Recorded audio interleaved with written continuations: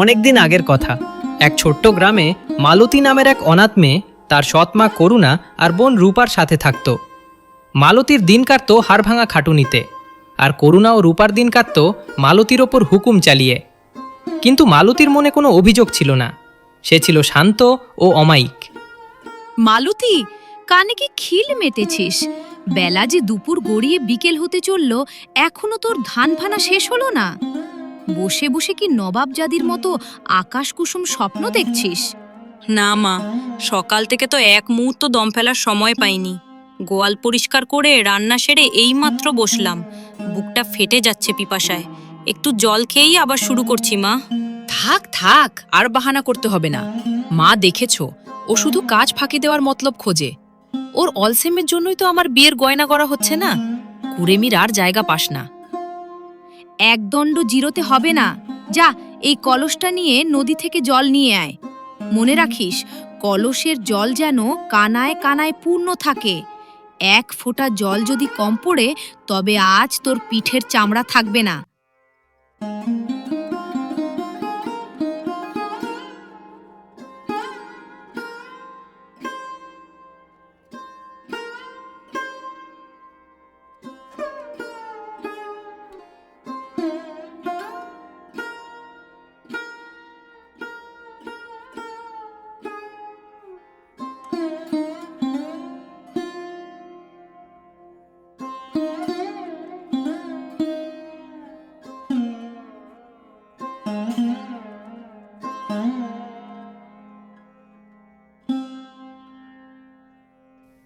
বনের পথ পেরিয়ে মালতী নদীর ঘাটে পৌঁছালো।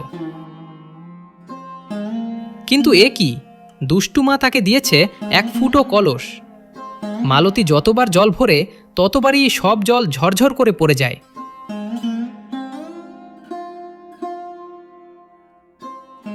হে ভগবান, এ কি পরীক্ষা তোমার! এই ফুটো কলসে জল আটকাবো কি করে? মা তো আমাকে মেরেই ফেলবে। আমার কপালে আর কত কষ্ট লিখেছ দয়াময়। আজ কি তবে নদীর ধারেই আমার শেষ রাত?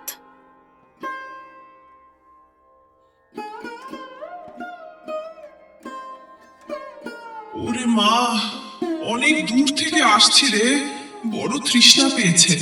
একটু জল খাওয়াবি আমাকে? বড় পুণ্য হবে তোর।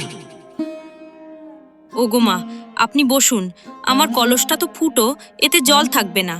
কিন্তু আপনি চিন্তা করবেন না, আমি হাত দিয়ে আজলা ভরে আপনাকে জল খাওয়াচ্ছি।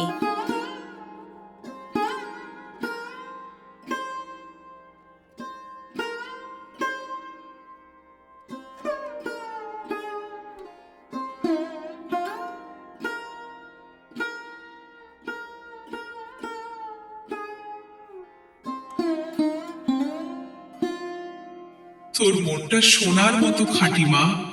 এই স্বার্থপর পৃথিবীতে তোর মতো দয়ালু মেয়ে খুব কম আছে। এই নে, আমার এই সাধারণ মাটির কলসটা তোকে দিলাম। কিন্তু মা, আপনার কলস আপনি নিয়ে যান, আমি বরং... মনে রাখিস মা, এই কলস কখনো খালি হবে না, যদি তোর উদ্দেশ্য সৎ থাকে। যা, বাড়ি ফিরে যা।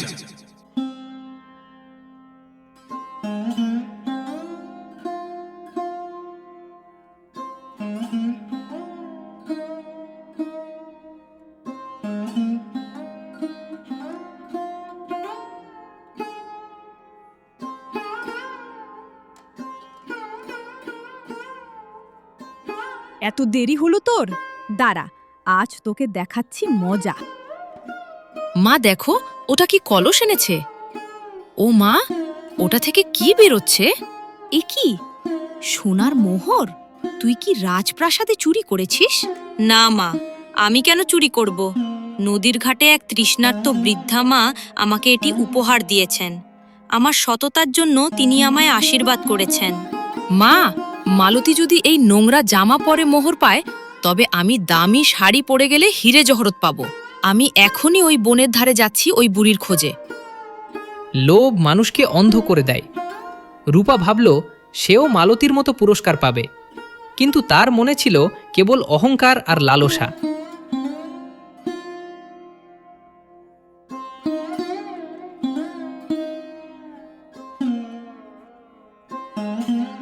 ওরে মা, বড় খিদে পেয়েছে, সারাটা দিন কিছু খাইনি, আমাকে একটু খাবার দিবি? যা এখান থেকে আপদ বুড়ি, নিজের খাবার ঠিকলে আবার অন্যের কাছে হাত পেতেছিস। তোর মতো ভিখিরির সাথে কথা বলার সময় নেই আমার, সর এখান থেকে। আমি এক জাদুকরী সুন্দর বুড়ির অপেক্ষা করছি যে আমাকে হিরে দেবে। তুই আমাকে খাবার দিসনি, মনে দয়া নেই তোর। তবু খালি হাতে ফেরাবো না, তোকেও একটা উপহার দেব। এই বড় কলসটা নিয়ে যা, এটাই তোর যোগ্য পুরস্কার।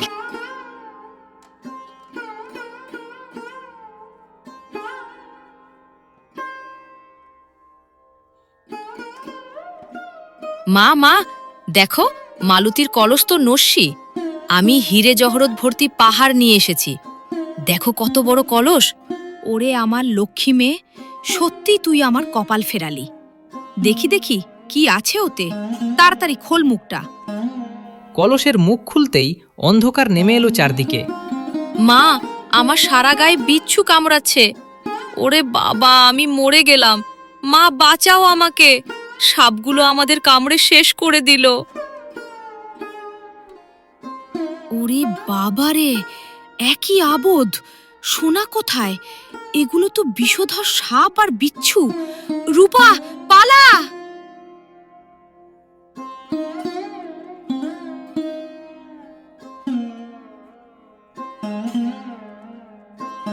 হে নাগ দেবতা, হে দয়াময় ঈশ্বর, ওরা অবুঝ, ওদের ক্ষমা করে দিন।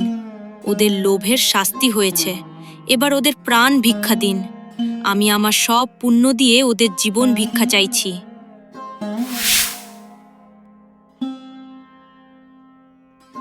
মালতী, আমাদের ক্ষমা করে দে মা। আমরা তোর ওপর অনেক অত্যাচার করেছি, অথচ তুই আমাদের প্রাণ বাঁচালি। তোর মনটা সত্যি সোনার চেয়েও দামি। বোন, আমাকে ক্ষমা করো। আমি বুঝতে পেরেছি, রূপ আর টাকা নয়, মানুষের আসল পরিচয় তার চরিত্রে। আমি আর কখনো তোর সাথে খারাপ ব্যবহার করব না। এভাবেই মালতীর সততা আর দয়া জয়ী হলো। করুণা আর রূপা তাদের ভুল বুঝতে পেরে ভালো মানুষ হয়ে গেল। মনে রাখবেন, লোভ মানুষকে পতন ঘটায়, আর দয়া ও সততা মানুষকে ঈশ্বরের আশীর্বাদ এনে দেয়।